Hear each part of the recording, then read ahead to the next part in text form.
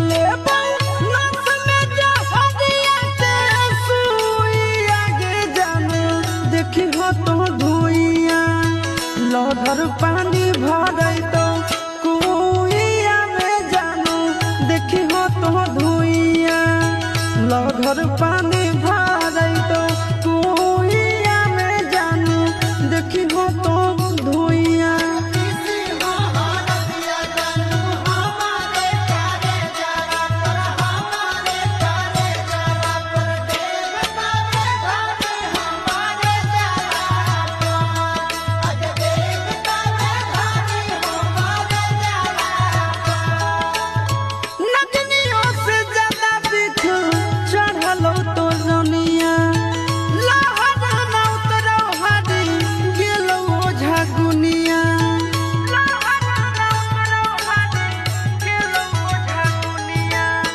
नगनियों से ज्यादा दिख चढ़ल तो रनिया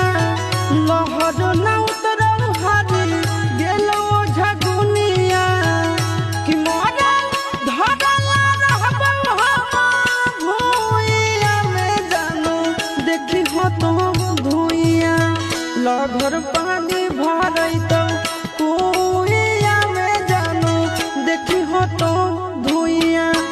लहर पानी भरै तो कुइया में जानू देखी हो तो धुइया हमरा से नाता तोड़ी हमरा अकेले छोड़ी हमरा अकेले छोड़ी चल गई भोरे सासू रलिया सगानी आगे चल गई भोरे सासू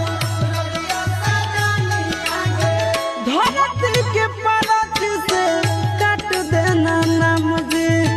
स्वर्ग चाहे नरक जगह दे दो कहे राम जी स्वर्ग चाहे नरक जगह दे दो कहे राम जी धरती के परत से काट देना ना मुझे स्वर्ग चाहे नरक जगह दे दो कहे राम जी क्यों जाइत चिट्टुआ सुसपुरा बाइया में जानू देखी हो तो